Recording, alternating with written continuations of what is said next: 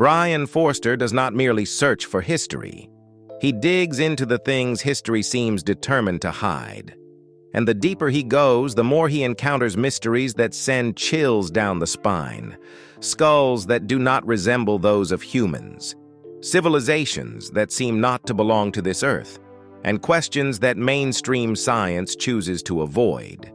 He may be a courageous researcher, or someone who has stepped too far beyond the boundaries of truth. But regardless of where one stands, there is one thing no one can deny. Brian Forster has chosen a path most people would never dare to take, a path that confronts prejudice, skepticism, and even the risk of being labeled a madman. Behind videos with millions of views and expeditions across the world lies a journey far from easy. He has been criticized, doubted, even ridiculed. Yet under that very pressure, Brian Forster has become increasingly obsessed with uncovering the truth, even if that truth has the power to shatter everything we think we know. Talent, controversy, and an obsession with no end, Brian Forster does not simply retell history. He challenges it. And perhaps the most frightening thing is not what he has found, but what it would mean if he were right. Within that flow, his place was not created by a sudden leap, but by continuing to work, continuing to adapt, and staying long enough within an environment that is always changing. Brian Forster was born on April 14, 1960, in Los Angeles, a city where the boundary between everyday life and the world of entertainment is almost inseparable. From his earliest years, the space around him was filled with film sets, behind-the-scenes stories, and people who made a living by becoming someone else in front of the camera. His mother, Jennifer Rain, was an English actress. His father, Peter Forster, also pursued acting. Later, his family was connected to Whit Bissell, a familiar face in supporting roles across American film and television. And through those family connections, the name Alan Napier, who played Alfred in the 1960s Batman series, was not a distant figure but part of the world Brian grew up in. In such an environment, entering the entertainment industry did not carry the weight of a major turning point. That path already existed as a familiar part of daily life, so when the time came, stepping through that door felt more like a natural movement than a decisive breakthrough. He did not begin from nothing, nor did he carry the pressure of having to prove himself within an unfamiliar system. Instead, he grew up inside that very system, observing it up close, engaging with it early on, and gradually becoming a part of it in a rhythm so gentle that there was almost no clear boundary between outside and inside. However, when everything around you points in the same direction, the line between personal choice and environmental influence also begins to blur. Entering the industry, in this case, was not necessarily the result of a clearly defined decision, but perhaps simply a continuation of what had always been present. There was no sharp beginning, no decisive moment of transition, only a process unfolding through the inertia of circumstance. Alongside the artistic foundation from his family, Brian Forster also carried a broader historical connection. Through his mother's side, he is a multi-generational descendant of Charles Dickens, one of the most influential writers of 19th century English literature. This connection is often mentioned as a notable detail in his biography, like a thread linking modern American television to a literary legacy that has existed for generations. In reality, however, that connection exists more as a symbolic presence. Dickens belongs to a different world, a world of writing, of stories constructed through language and imagination. Brian's journey, by contrast, unfolded in an entirely different environment. Television, visual media, fast-paced production cycles, and the mass appeal of a rapidly growing entertainment industry in the 20th century. What remains from that connection is not a direct influence on his career path, but rather a quiet layer in the background, a factor that does not intervene in specific choices, yet still exists as part of his family's history. Placed side by side, these elements form a relatively rare starting point. On one side, an artistic environment already equipped with clear connections and opportunities. On the other, a cultural current stretching across generations. Brian Forster's childhood, therefore, did not lack foundation. On the contrary, he began within a system that was already nearly complete. Around 1967, at about 7 years old, he appeared in his first commercial for Texaco, a job that marked the beginning of a series of projects in the years that followed. From that point through the late 1960s, Brian continued to appear in numerous commercials, totaling more than 20 productions for brands such as United Airlines, Nestlé, and Hot Wheels. These were all widely broadcast campaigns on American television at the time, requiring child actors in short, repetitive roles designed to serve direct commercial purposes. Among these commercials, the Hot Wheels advertisement was noted to have received an award, becoming one of the few clearly identifiable milestones in Brian Forster's early years. Even so, his work remained spread across various projects, without converging into a strong enough center to shape a distinct personal image. The working rhythm remained steady: participate, complete, then move on to the next project. In 1969, Brian Forster's professional direction began to shift more clearly when he took part in television projects with more structured production systems, replacing the earlier sequence of short commercials. This change did not come from a major role or a standout opportunity, but was formed through specific tasks, small in scale, yet embedded within the tightly organized processes of the industry. His voice work in How We Feel About Sound serves as a typical example, an educational production that required working within a predefined script, under the coordination of a director, and in accordance with a clear production schedule.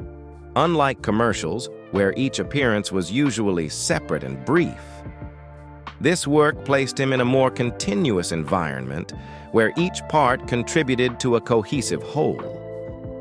Voice acting also introduced a different kind of experience compared to appearing on camera, focusing on the rhythm of dialogue, delivering content according to the script's requirements, and maintaining precision during the recording process.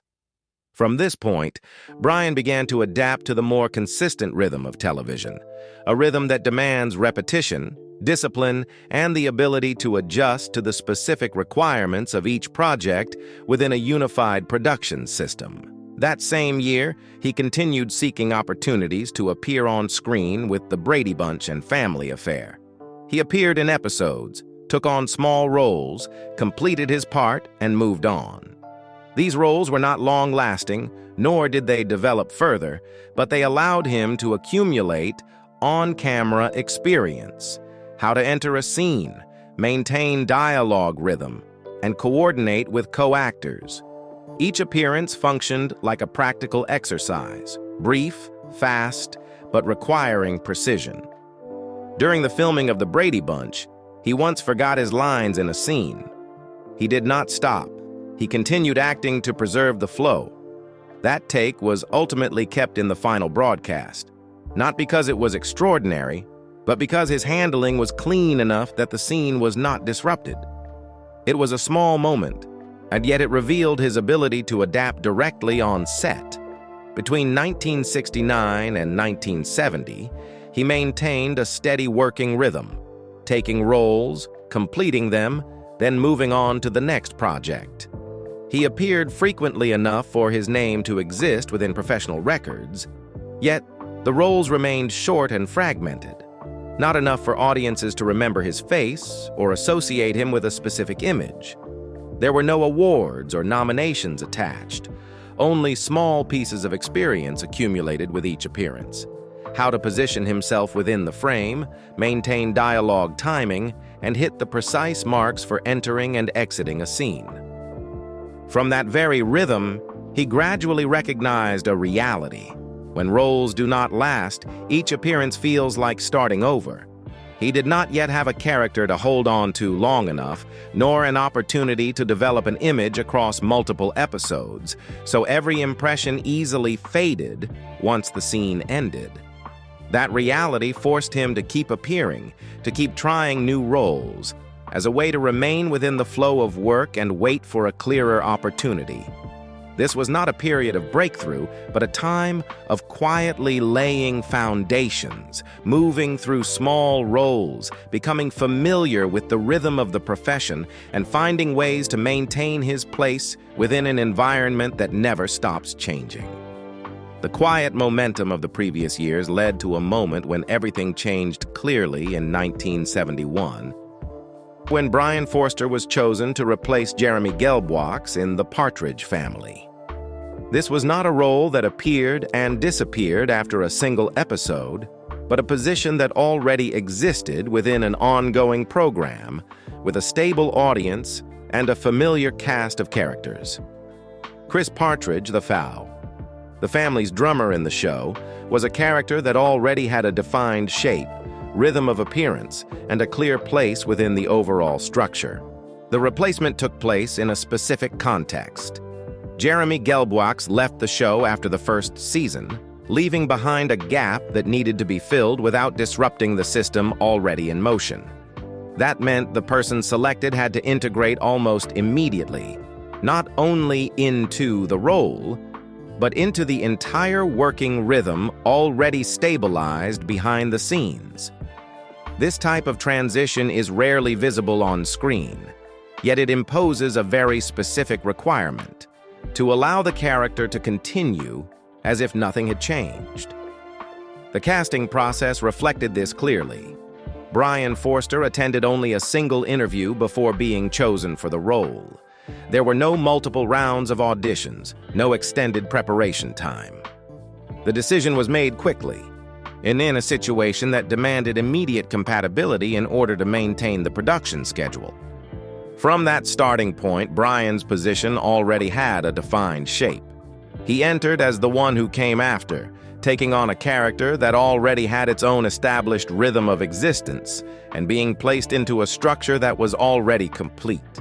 His presence, therefore, was tied to an almost paradoxical requirement: to be solid enough to be accepted, yet not alter the familiar feeling the show had already created. He appeared within familiar frames, maintaining his place through each broadcast episode. And from there, the way he was remembered took on a similar shape. Not as someone who changed those frames, but as someone who helped them continue to exist. He was present exactly where he needed to be, and remained in memory as part of the whole, but never as the element that memory revolved around. From that point forward, the working rhythm shifted into a sustained form of stability. The role of Chris Partridge was no longer a single appearance, but a position attached to multiple episodes, repeating according to a fixed broadcast schedule. Each week, the character appeared within the same structure, the same space, the same cast, creating a continuous chain of presence. The work, therefore, became about maintenance, maintaining the filming rhythm, maintaining the consistency of the character, and maintaining cohesion within a system that had already been defined. This maintenance occurred simultaneously with the period when the show reached widespread popularity in the early 1970s. As the Partridge Family moved into subsequent seasons, its influence expanded from television into music, with recordings and albums released alongside the broadcast content. The image of the performing family gradually became a familiar motif, repeated consistently in broadcast schedules and in mainstream entertainment culture. Within that structure, Chris Partridge held a stable visual position, present in performance scenes within band frames, contributing to the maintenance of the show's overall image across each episode and each season.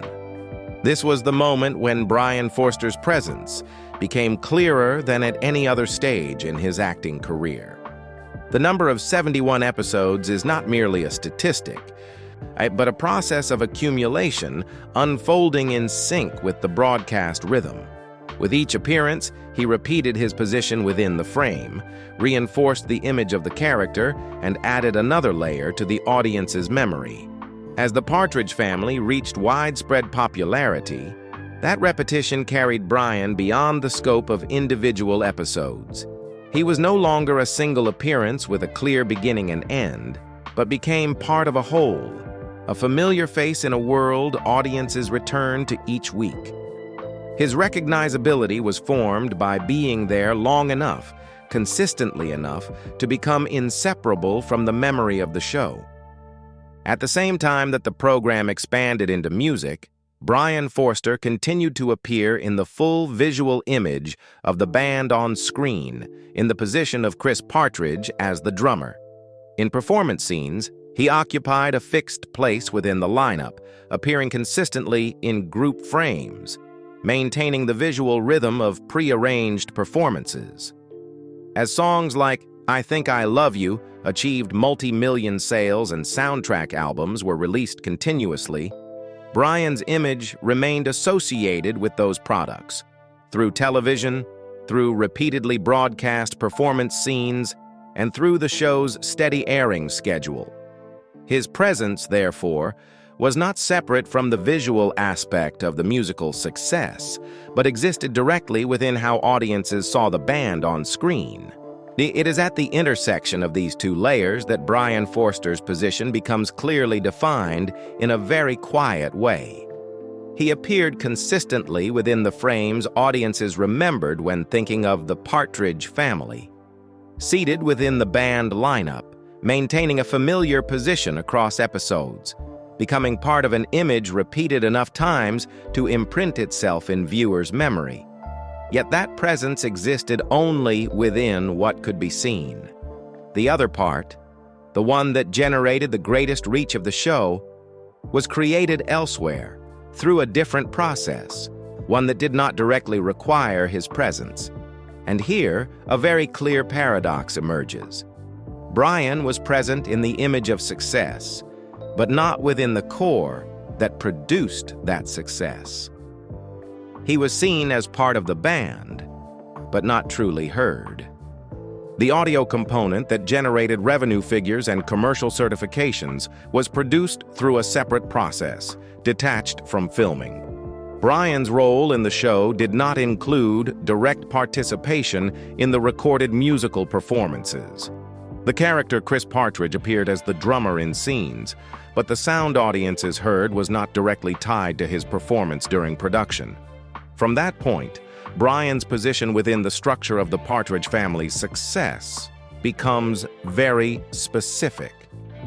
He existed fully within the visual component broadcast and remembered through each episode, while the part generating revenue and commercial metrics operated within a different system. His presence was therefore both complete and limited, continuously visible within the image of success, and yet not part of what produced the measurable results of that success. At that very peak, the nature of the role itself also became clear. Chris Partridge was constructed as a consistent visual element, the position of the drummer, presence in performance scenes, and a stable rhythm of appearance across episodes. Brian's work therefore required precision in maintaining that image, holding the correct position, the correct rhythm, the correct interaction with the cast, rather than developing actual musical performance skills. The fact that he did not directly play the drums during filming reflects this clearly. The role was designed to function within the frame, where the synchronization of the product was prioritized above all else. Parallel to the demanding filming schedule of the Partridge Family, the scope of Brian Forster's work expanded into voice acting, where presence was no longer defined through image, but shifted entirely into voice and dialogue rhythm. In 1973, he participated in the animated series Goober and the Ghost Chasers, a Saturday morning children's program built on the familiar structure of American animation at the time. Short segments, fast pacing, and a near-total reliance on voice work to drive the narrative. The working process took place in a closed recording studio, separated from the film set. No scenery, no lighting, no direct interaction with co-actors. In front of the microphone, all visual elements were removed, leaving only the script, directional cues, and a predefined timing structure. Lines were recorded separately, and sometimes repeated multiple times, with adjustments to pitch, speed, and emphasis to match the character's movement on screen. The nature of acting therefore changed. Physical gestures and position within the frame were no longer anchors. Instead, it required control of the voice, breathing, pauses, the way sentences connect, to create a sense of continuity for a character not physically present. Everything was constructed through sound, within a process completely separated from the visuals that audiences would later see. From this point, Brian's presence took on a different form. On television, he was part of a collective image repeated week after week. In animation, that presence became invisible, existing only through voice, detached from the familiar face and position on screen. This shift continued into the 1974 to 1975 period, when Brian Forster reprised the role of Chris Partridge in the animated version Partridge Family 2020 AD. The familiar character from the live-action series was placed into an entirely different setting, no longer a touring family in the present, but a fictional world with a science fiction-styled narrative structure. Even so, the recognizable form of the character remained intact, from position within the band to presence in group scenes to function within the overall rhythm of the story. The production process of the animated version operated within a system separate from the live-action series. Dialogue was recorded first in the studio, then used as the basis for constructing the character's movement and expressions. This reversed the familiar order of television production. Instead of visuals guiding sound, the voice became the defining element shaping how the character existed on screen. Chris Partridge retained his familiar place within the band structure, but the character's presence was no longer tied to the actor's physical body. It was separated and maintained through voice alone. What audiences recognized was no longer a face within the frame, but the rhythm of speech, pitch, and pronunciation repeated across episodes. This transformation expanded Brian Forster's range of presence in a less direct way. In the Partridge Family, he appeared through filmed images broadcast regularly. In the animated version, that presence shifted into another layer, where the character existed entirely through sound, detached from the familiar face and physical space of before. During the same period, he continued to appear consistently in a program that had reached widespread popularity, as with his image repeated across episodes and gradually embedded into audience viewing habits. This continuity meant his presence was no longer a series of isolated appearances, but a stable part of the overall structure. Brian's position therefore maintained a clear and largely unchanged form. The same place within the lineup, the same manner of appearing in performance scenes, and the same function within the narrative as a whole. The part that generated the greatest commercial value, particularly in music, operated within a separate layer, detached from his direct work, leaving his contribution concentrated primarily in the broadcast image. After the Partridge Family concluded in 1974, the familiar working rhythm of Brian Forster no longer continued within the same sustained structure. Projects associated with the image of Chris Partridge gradually ended, and subsequent opportunities appeared less frequently, more sporadically, no longer part of a long-running production system as before. By 1977, Brian Forster returned to television in a special reunion program where familiar faces associated with the Partridge Family appeared again within a short format. This appearance did not continue the previous storyline, nor did it open a new direction for the character. He returned as the same image that had once defined him.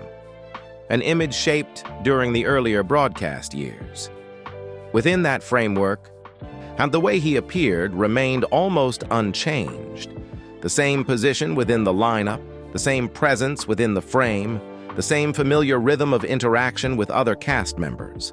No significant adjustments were required, nor was there any need to reconstruct the character. What mattered was maintaining that image exactly as audiences remembered it.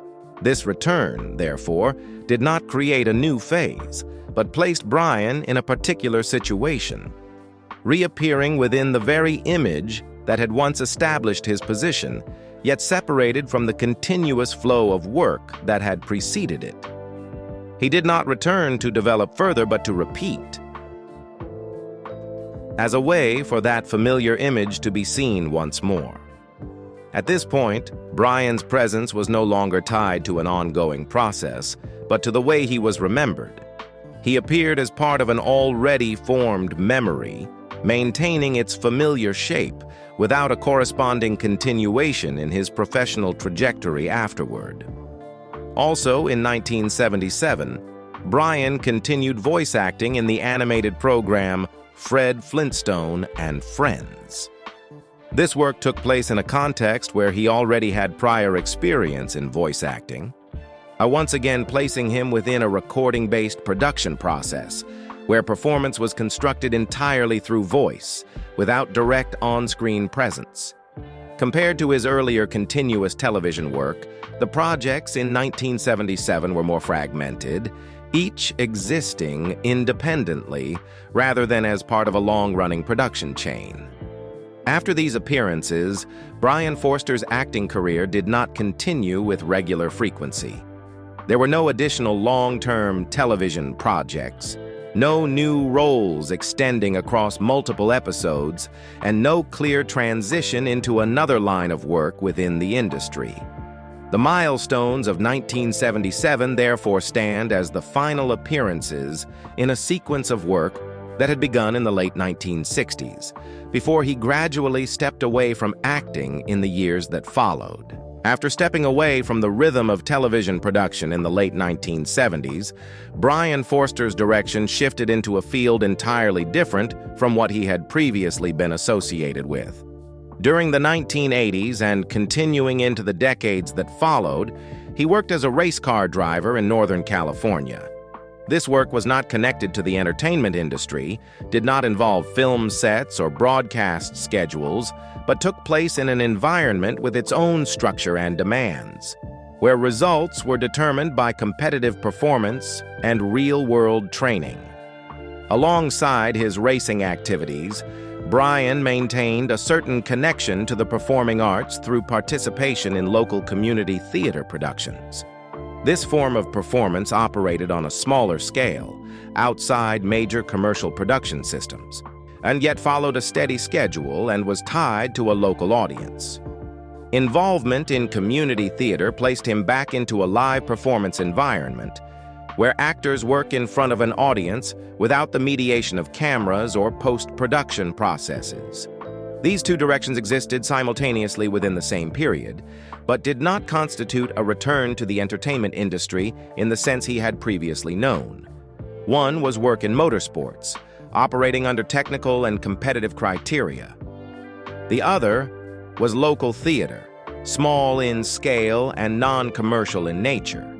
Both took place outside the television system Brian had once been part of during his early career.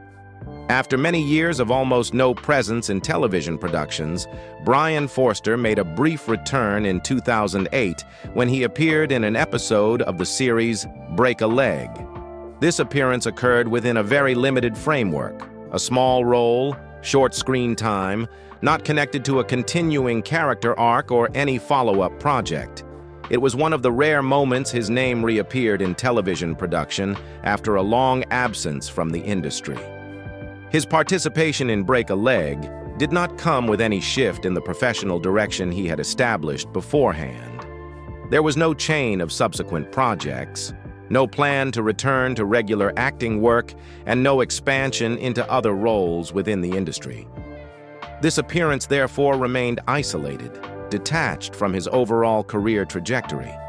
in the way it is recorded, and it resembles a brief point of contact between past and present, where a once familiar face on television reappeared within a new production context, but without continuation.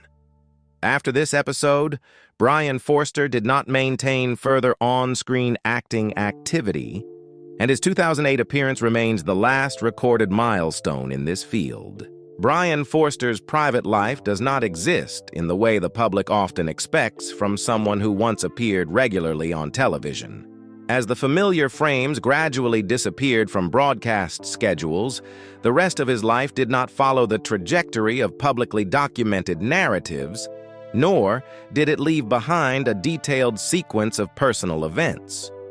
What can be clearly identified about his romantic life, marriage, and family is therefore very limited, and largely connected to relationships formed during the time he worked within the television environment. There is no verified information indicating that he married, divorced, or experienced publicly documented personal upheavals. There are no widely covered stories, no clearly defined personal milestones placed alongside his career to form a parallel narrative as seen with many other performers. In that context, the most clearly recorded personal relationship is not one from adulthood, but one that began when he was still a child actor. While working on The Partridge Family, Brian developed a close relationship with Suzanne Crowe, his co-star on the show. This bond was formed within a particular working environment, young actors sharing the same production space over an extended period, dividing their time between the set and the intervals behind the scenes. At that age, the relationship between Brian and Suzanne was not built through major events, but through very specific daily interactions. They shared the same workspace, used the same trailer during filming, moved together between different shooting areas, and spent time outside the filming schedule, talking or engaging in simple activities such as riding bicycles. These details are not dramatic, but they reveal how relationships were formed within children's television production environments, where work and personal life were almost inseparable. Within that same context, a form of adolescent emotion also emerged.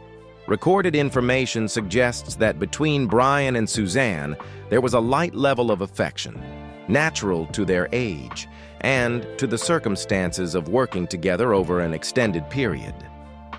There is no evidence that this relationship developed into a long-term romantic story, nor any indication that it extended beyond the scope of a teenage bond. However, the existence of this detail still carries meaning. It reflects how Brian's early personal relationships were directly tied to his work environment, rather than formed outside the industry. What is notable is that this relationship did not end with the show. After The Partridge Family stopped airing and each of them moved in different directions in life, Brian and Suzanne remained in contact.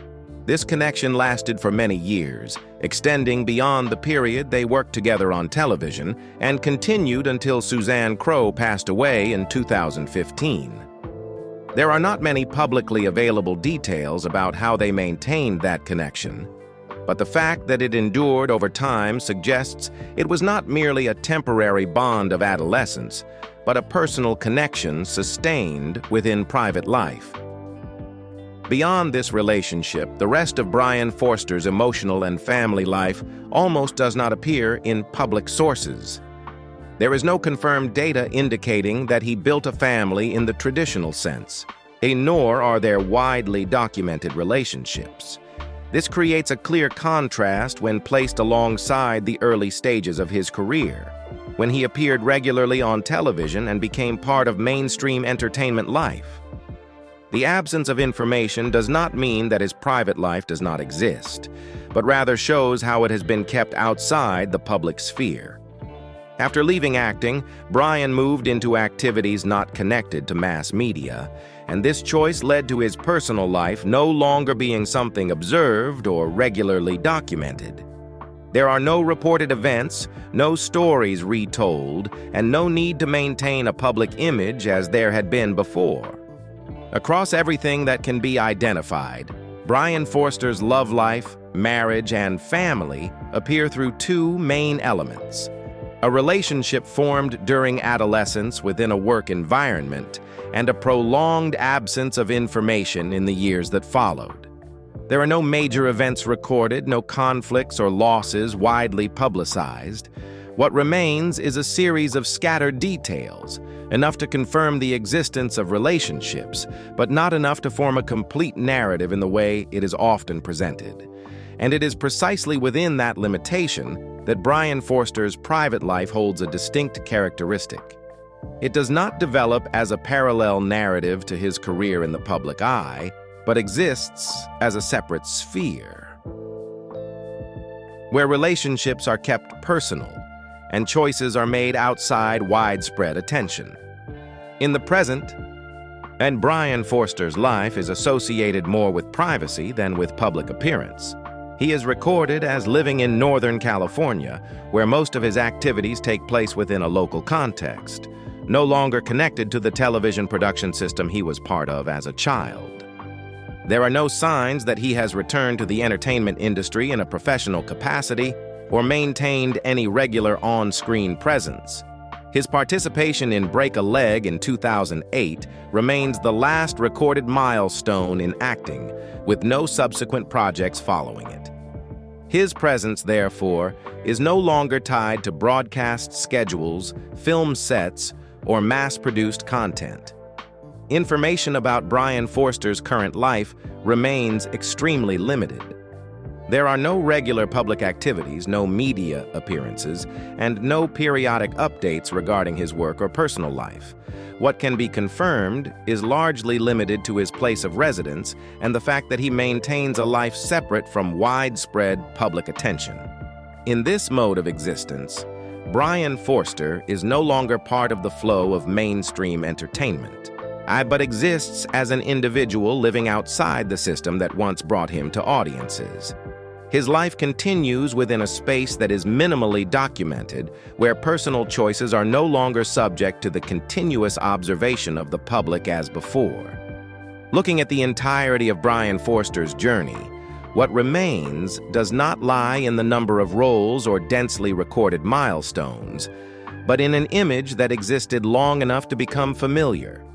He appeared in a program that audiences returned to every week, within frames repeated in a steady rhythm, and that repetition created a particular kind of memory, quiet, yet lasting. In the memory of many viewers, Brian is not tied to a single moment or a standout scene. He is connected to a whole, to the rhythm of a family on screen, to staged performances, to a position consistently present within a familiar structure. That presence did not need to change to be recognized, but endured through its consistency over time. There is a clear characteristic in how his image is preserved. It does not accompany major fluctuations, is not tied to off-screen narratives, and is not extended across multiple phases of a career.